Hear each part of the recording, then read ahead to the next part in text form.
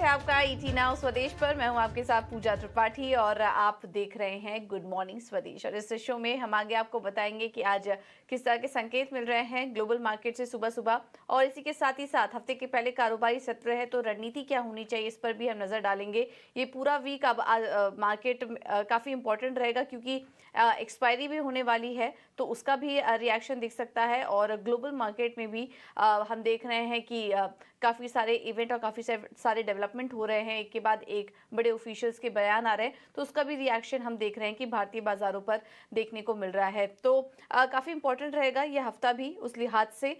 लेकिन आज के लिए क्या तैयारी करके चले, आपके सामने एक एक करके ये रखेंगे। और सबसे पहले आपको बताएंगे कि एशियाई बाजारों से शुरुआत कैसी हो रही है, उसके बाद तमाम ग्लोबल मार्केट का अपडेट देंगे, और उसके बाद ये बताएंगे कि आज भारतीय बाजारों के लिए अहम खबरें कौन कौन सी आई हैं।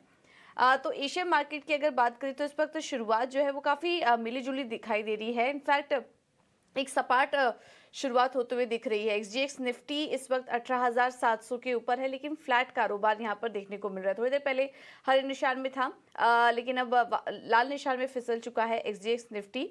हांगकांग के बाजार भी देखेंगे तो यहां पर भी कमजोरी है, करीब 61 अंकों की गिरावट है। कोरिया के बाजार हल्के लाल निशान में कारोबार कर रहे हैं। जापान के बाजार सपाट हैं, और चीन के बाजार देखिए यहाँ पर लेकिन कमजोरी ज़्यादा है, और 1% की गिरावट चीन के मार्केट्स में इस वक्त देखने को मिल रही है। तो कमजोरी हावी है, सपाट से नेगेटिव यहाँ पर शुरुआत होते हुए दिखाई दे रही है एशियाई मार्केट की।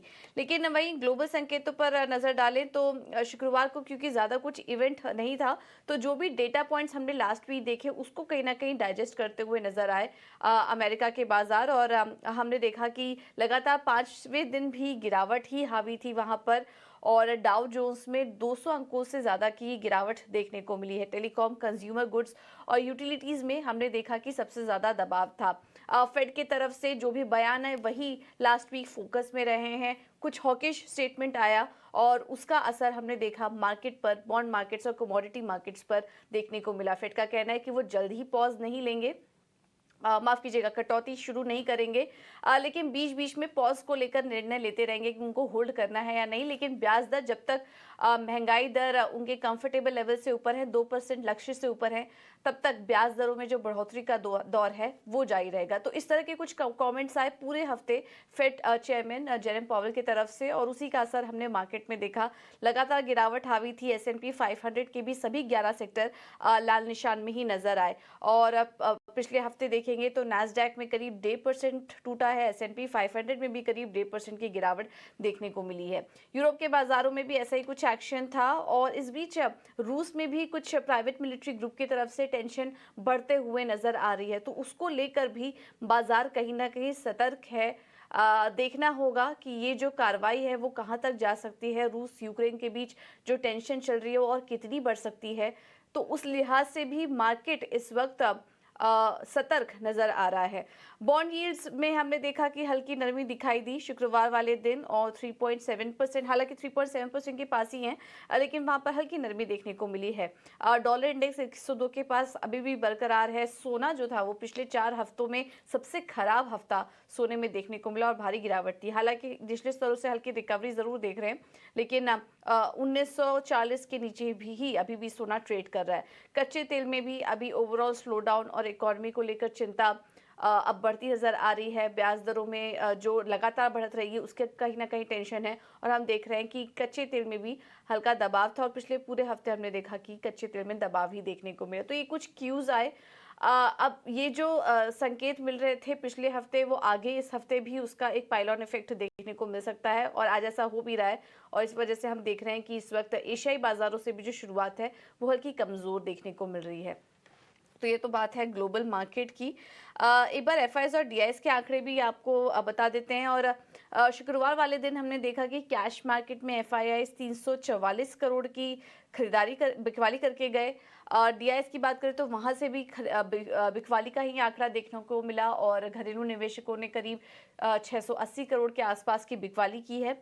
इंडेक्स ऑप्शन में 247 करोड़ की बिकवाली की। हालांकि इंडेक्स ऑप्शन में बड़ा आंकड़ा था, करीब 10,107 करोड़ की यहाँ पर खरीदारी का आंकड़ा इंडेक्स ऑप्शन में एफआईएस करके गए। तो ऑप्शंस में तो काफी ज्यादा एक्शन रहा, लेकिन कैश मार्केट में हमने देखा कि बिकवाली का आंकड़ा है, हालांकि बहुत ज्यादा बड़ी बिकवाली नहीं है, क्वांटम छोटा है, लेकिन यहाँ पर लगातार जो बिकवाली भी दिखाई दे रही है वो भी जारी है इस वक्त एफआईज और डीआईज की तरफ से।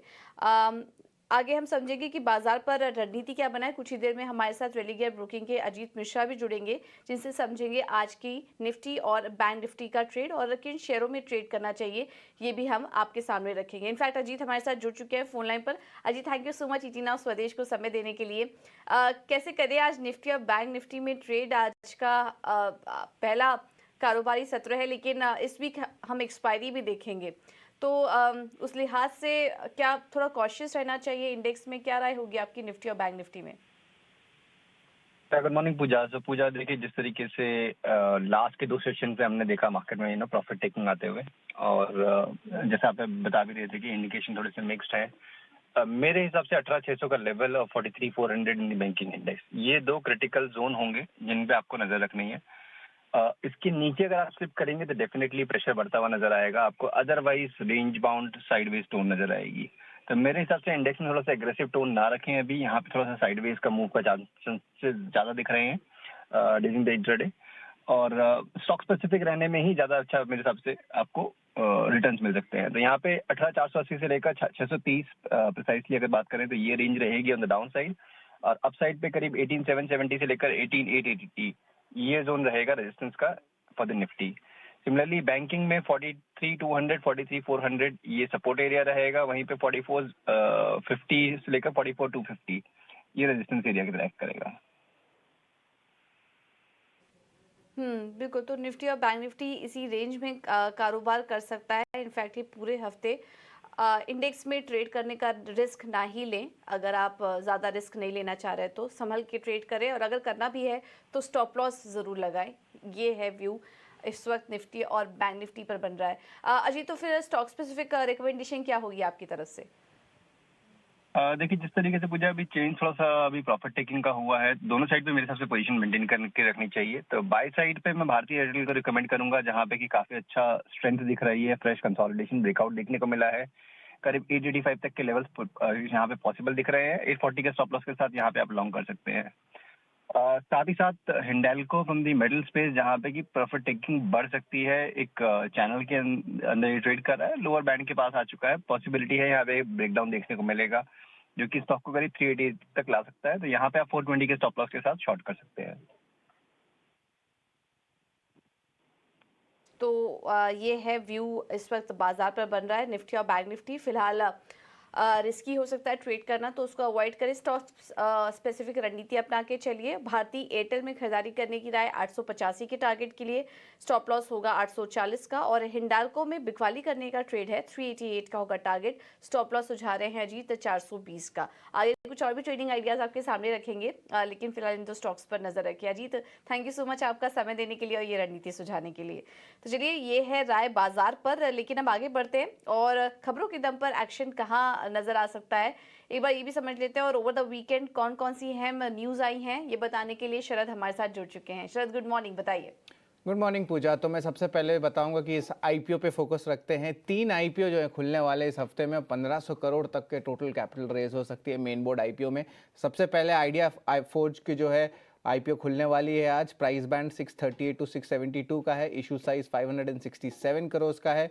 याद रखिए, इशू जो है आज खुलेगी और थर्सडे तक जो है चलेगी, क्योंकि वेडनेसडे को जो है आपका मार्केट्स हॉलीडे है। इसके अलावा 255 करोड़ उन्होंने उठाया है एंकर इन्वेस्टर से, और जो दिग्गज नाम सामने आ रहे हैं वो इंक्लूड करते हैं Nomura funds, PineBridge, Goldman सैक्स और टाटा एआईजी जनरल इंश्योरेंस और लाइफ इंश्योरेंस। अब बात करेंगे खबरों वाले शेयर्स पे, तो कोल इंडिया सबसे पहले फोकस में रहेगा। कोल मिनिस्ट्री ने जो है अप्रूवल दे दी है वेज रिविजन की उनके नॉन एग्जीक्यूटिव एम्प्लॉइज़ के, और इसके अलावा जो है इम्पैक्ट जो है ऑफकोर्स मैनेजमेंट ने कहा है कि जो नई वेज एग्रीमेंट आएगी उसके कारण जो है थोड़ी कन्फ्लिक्ट आ सकती है पेमेंट में, और आगे जाते हुए एसोसिएशन ने कहा है कि अगर डिमांड्स मीट नहीं होते सितंबर 30 से तो स्ट्राइक भी हो सकती है। तो एक डेवलपिंग स्टोरी है कोल इंडिया में। इसके अलावा श्री सीमेंट जो है अपनी आईटी रेट्स पे कहा है कि आईटी डिपार्टमेंट जो है अभी सर्वे कर रही है उनके प्रेमिसेस में, और मैनेजमेंट टीम जो है अवेलेबल है और फुल्ली कोऑपरेट कर रही है। तो इसमें भी डेवलपिंग स्टोरी देखने मिल रही है। और डेवलपिंग स्टोरी का नाम ले तो जी भी फोकस में रहेगा। एनसीएलटी हियरिंग है आज, जहाँ पे जी के जो सीए पुनीत गोयनका है उनकी अपील होने वाली है जी और सोनी की मर्जर केस में। एचडीएफसी लाइफ इंश्योरेंस को जो है लगभग 940 करोड़ का नोटिस आया था नॉन पेमेंट जीएसटी का। यह जो मैटर है ये इनपुट टैक्स क्रेडिट और सप्लाई ऑफ सर्विस के अगेंस्ट लेने पे था, और इंश्योरेंस कंपनीज जो है ओवरऑल इस मूव के कारण जो अपील करने वाले हैं, और इसके कारण क्या होगा कि ये जो ट्रांजैक्शन अमाउंट है, ये जो आप कह सकते हैं डिमांड है, ये कम हो सकती है। हालांकि जो इम्पैक्ट ब्रोकरेजेस एक्सपेक्ट करें कि 1% से भी कम होने वाला एंटरप्राइज वैल्यू का HDFC लाइफ का। जाइडस लाइफ की बात करें तो उनकी आम जो है होली ओन्ड आम 6.5% स्टेक माइलैब में लिए 106 करोड़ रुपए में। याद रखिए माइलैब जो है आधार पूनावाला प्रमोटेड कंपनी है। डॉक्टर रेड्डीज की बात करें तो उन्होंने जो है अपने एंटर कर गए हैं होलसेल ट्रेड जेनरिक्स बिजनेस में भारत में, और उनकी नई डिवीजन का नाम है आर्जेनिक्स। इप्का लैब्स को जो है लगभग 8 फॉर्म 483 US FDA ऑब्जर्वेशंस आई हैं उनके पीतमपुर प्लांट में। ये नेगेटिव न्यूज़ है। और औरोबिंदो फार्मा जो है विड्रॉल हो गई उनकी एप्लीकेशंस की यूरोपियन यूनियन के मार्केटिंग ऑथराइजेशंस को लेके, और कंपनी जो ये सर्टिफिकेशन उनके बायोसिमिलर मैन्युफैक्चरिंग फैसिलिटी के लिए अगले 180 दिन तक नहीं ले सकते, और इसके कारण जो है थोड़ी सी इम्पैक्ट स्टॉक में देखने मिल सकती है। RVNL L1 बिडर है 395 करोड़ रुपीज़ का महाराष्ट्र मेट्रो रेल का ऑर्डर पे। ICICI बैंक फोकस में रहेगा क्योंकि वहाँ पे जो है बोर्ड मीटिंग करने वाले जून 29 को, और वो कंसिडर करने वाले हैं प्रपोजल जहाँ पे वो डीलिस्ट करेंगे ICICI सिक्योरिटी। सो ये जो है इंपॉर्टेंट डेवलपमेंट आ रही है। लेकिन बहुत इंपॉर्टेंट ब्लॉक डील्स और बल्क डील्स भी देखे गए थे फ्राइडे को। लैंडमार्क कार्स में TPG ग्रोथ ने एग्जिट किया 11% स्टेक का। की बायर्स यहाँ पे गोल्डमैन सैक्स, यूनिफाई कैपिटल, एबेकस ग्रुप और 3P इंडिया इक्विटी फंड है। हर्षा इंजीनियर्स में अबू धाबी इन्वेस्टमेंट ने पूरा कंप्लीट एग्जिट लिया 1.75 स्टेक को बेकवाली की, और प्लूटस वेल्थ ने जो है एक्विजिशन किया। ईजमाई टिप में प्रमोटर निशान पित्ती ने लगभग 3.6% स्टेक की बेकवाली की। और वही पराग मिल्क फूड्स के बारे में बात करें तो 6 सेंस वेंचर्स ने ऑलमोस्ट 0.68% स्टेक जो है एक्वायर किया। ऑलरेडी 6 सेंस जो वेंचर फंड है और कंपनी में लगभग आप कह सकते हैं 3.5% से ज़्यादा का होल्डिंग था पहले। Sterling and Wilson renewable energy में प्रमोटर शाहपुर जी पालोन जी ने जो है लगभग 35 लाख शेयर्स की बिकवाली की है, 103 करोड़ का था। इसके बायर्स PNB पारिबस और सेतु सिक्योरिटीज जैसे दिग्गज इन्वेस्टर्स हैं। रियल एस्टेट की बात करें तो गोदरेज प्रॉपर्टीज फोकस में रहेगा। कंपनी जो है 15 एकड़ की लैंड गुरुग्राम में रखी है, जहाँ पे वो अपनी प्रीमियम रेसिडेंशियल प्रोजेक्ट्स बनाएंगे। AU स्मॉल फाइनेंस बैंक जो है इंस्टीट्यूशनल शेयर प्लेसमेंट और डेट रेजिंग कंसिडर करने वाले जून 29 के मीटिंग को।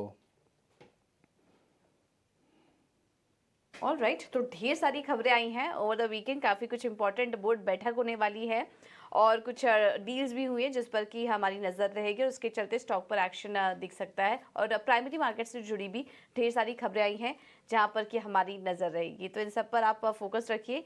एक छोटे से ब्रेक के लिए हम यहाँ पर रुकेंगे, आप बने रहिए हमारे साथ। ब्रेक के बाद आपको बताएंगे ब्रोकरेज हाउस की रिपोर्ट और कमोडिटी मार्केट कैसा लग रहा है, ये भी आपके सामने रखेंगे।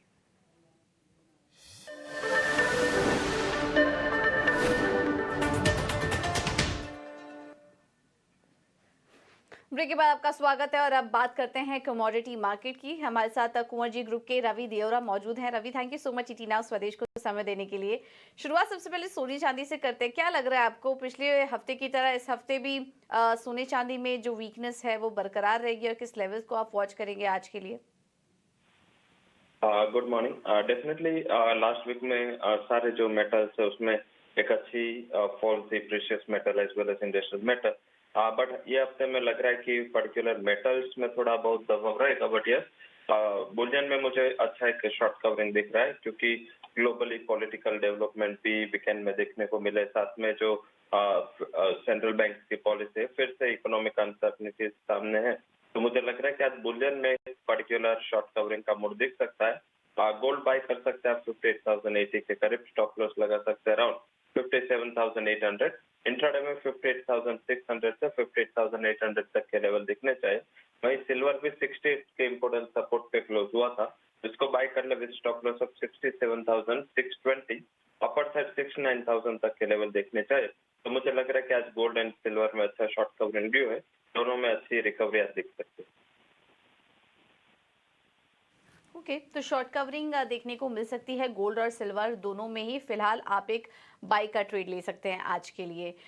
रवि, कच्चे तेल की चाल कैसी लग रही है आपको? आपने इकोनॉमिक अनसर्टेनिटी की बात की, उसका इम्पैक्ट हम देख रहे हैं, लगातार कच्चे तेल भी बना हुआ है।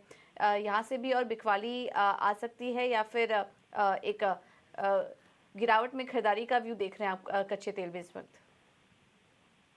जरूर से जो डॉलर इंडेक्स आज मॉर्निंग में वीक है, इस हिसाब से लग रहा है कि सारे कमोडिटीज में एक उछाल के साथ ओपन होगा। हालांकि क्रूड ऑयल में सस्टेनेबिलिटी थोड़ा इश्यू है, पर्टिकुलर लास्ट वीक में देखे तो 68 के इम्पोर्टेंट सपोर्ट को लेके WTI में एक अच्छी मोमेंटम देखने को मिले है। मुझे लग रहा है कि इंट्राडे के लिए आज आप बाय कर सकते हैं, बट ओवरऑल पोजिशनली मुझे लग रहा है कि ये प्राइसेस तभी पॉजिटिव माने जाएंगे जब इंटरनेशनल मार्केट में ब्रेंट 76 के ऊपर क्लोज हो। तो आई थिंक आज एक शॉर्ट कवरिंग हो सकता है, but overall sell on rise रखे। इंट्राडे की स्ट्रेटेजी में बता देता हूँ, अगर आप 550 के करीब ओपन 5650 के करीब ओपन होता है, फ्लोट में बाय करें with stop loss of 5600। Upper side मेरा मानना है कि इंट्राडे में 5780 से 5800 तक के लेवल दिखने चाहिए। जो लोग शॉर्ट करना चाहते हैं, पोजिशनल ट्रेड लेना चाहते हैं, वो 5800 के करीब एक बार फिर से शॉर्ट में आ सकते हैं। तो इंट्राडे में बाय, बट यस अगर 5800 के करीब मिलता है तो वहां पे शॉर्ट के लिए सोचा जा सकता है। ओके, तो पोजिशनल ट्रेडर्स शॉर्ट का ट्रेड ले सकते हैं, लेकिन 5800 के पास आए तब। और इंट्राडे के लिए आपको लेवल्स बता दिए गए हैं, 5780 तक के यहाँ पर लेवल्स आए तब यहाँ पर आप खरीदारी करके चल सकते हैं। 5780 5800 तक के लेवल्स यहाँ पर इंट्राडे में आज देखने को मिल सकते हैं।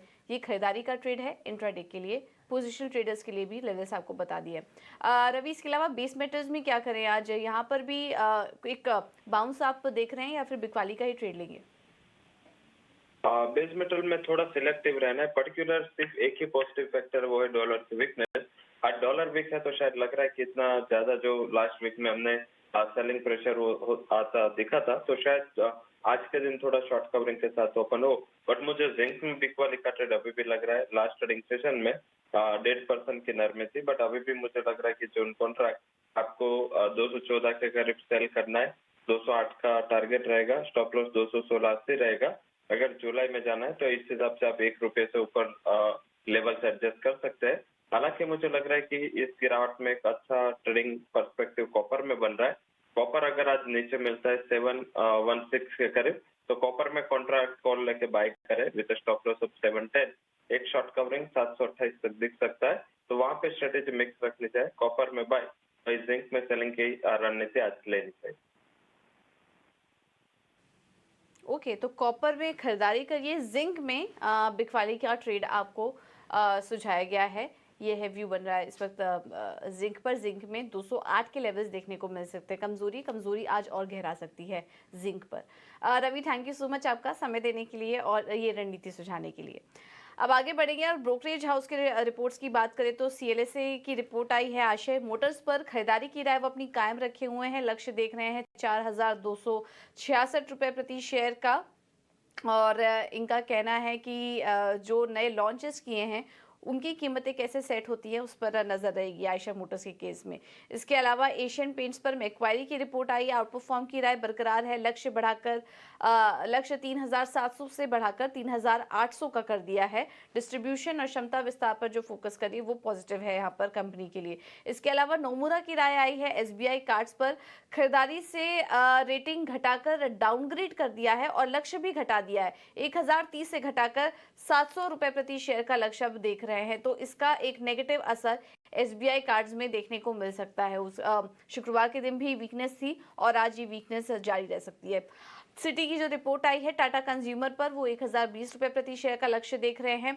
खरीदारी की राय इनिशिएट कर रहे हैं और यहाँ पर इनका मानना है कि सभी सेगमेंट में एक मजबूत ट्रैक्शन देखने को मिल रहा है। तो ये कुछ रिपोर्ट्स आई हैं। SBI कार्ड थोड़ा वीक लग रहा है, वहाँ पर नेगेटिव रिएक्शन देखने को मिल सकता है। बाकी सारी रिपोर्ट्स पॉजिटिव हैं, तो इस पर आप नजर रखिए।